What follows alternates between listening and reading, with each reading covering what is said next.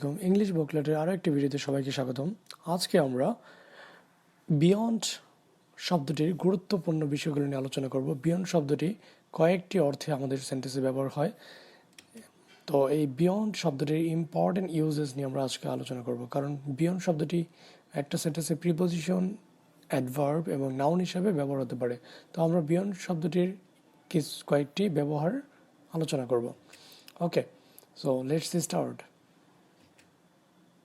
প্রথম দেখি beyond compare, এটার অর্থ হলো অতুলনীয়। ওকে, মানে হচ্ছে যা তুলনার বাইরে। এক্সাম্পল দেখি, the writing style of Shakespeare is beyond compare, মানে হচ্ছে শেক্সপিয়ারের লেখার ধরন কি তুলনার বাইরে বা অতুলনীয়। ওকে, তারপরে দেখি, the love of mother is beyond compare, মানে মায়ের ভালোবাসা কি অতুলনীয়। তাহলে আমরা দেখতে পাচ্ছি এখানে বিয়ন্ড কম্পেয়ার মানে হচ্ছে অতুলনীয়। ওকে, তারপর দেখি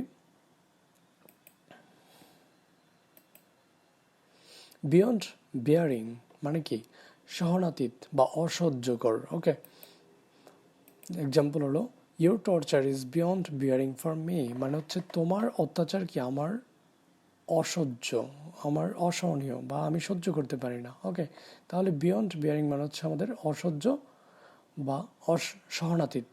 তারপরে you are taking so much pressure to be a doctor which is beyond bearing for me, মানে কি তুমি ডাক্তার হওয়ার জন্য যে প্রেশার নিচ্ছ বা যে চাপ নিচ্ছ ওইটা আমার জন্য বিয়ন্ড বিয়ারিং, মানে অসহ্যকর, অসহ্যনীয়। ওকে, বা আমি এটা সহ্য করতে পারবো না, এত প্রেশার নিয়ে আমি ডাক্তার হতে পারবো না। ওকে, তারপরে দেখি, তারপর বিয়ন্ড ডাউট, সন্দেহের ঊর্ধ্বে। বিয়ন্ড ডাউট মানে কি সন্দেহের ঊর্ধ্বে।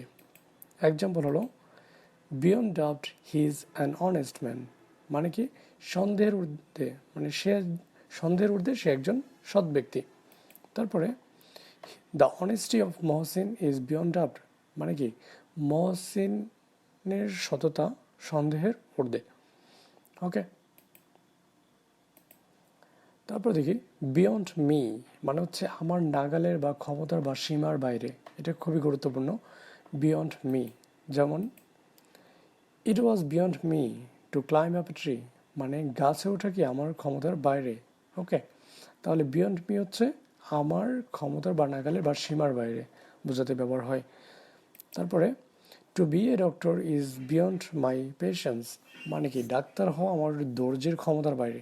ওকে, মানে ডাক্তারি পড়তে গেলে তো অনেক পড়াশোনা করতে হয়, সেজন্য কি ডাক্তারি পড়াটা আমার ধৈর্যের ক্ষমতার বাইরে, বিয়ন্ড মাই পেশেন্স। ওকে, সুতরাং আমরা বুঝতে পারলাম বিয়ন্ড মি মানে হচ্ছে কি আমার দ্বারা সম্ভব না কোনো কিছু, এরকম বোঝাতে ব্যবহার হয়। ওকে, তারপর দেখি বিয়ন্ড মেজার, মানে কি সীমাহীন। বিয়ন্ড মেজার মানে হচ্ছে এমন কিছু যা পরিমাপ করা যাবে না, সীমাহীন।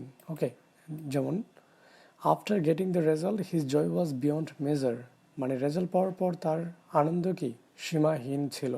ওকে, তারপরে my love to her is beyond measure, মানে কি তার প্রতি আমার ভালোবাসা অসীমাহীন বা অপরিমেয়।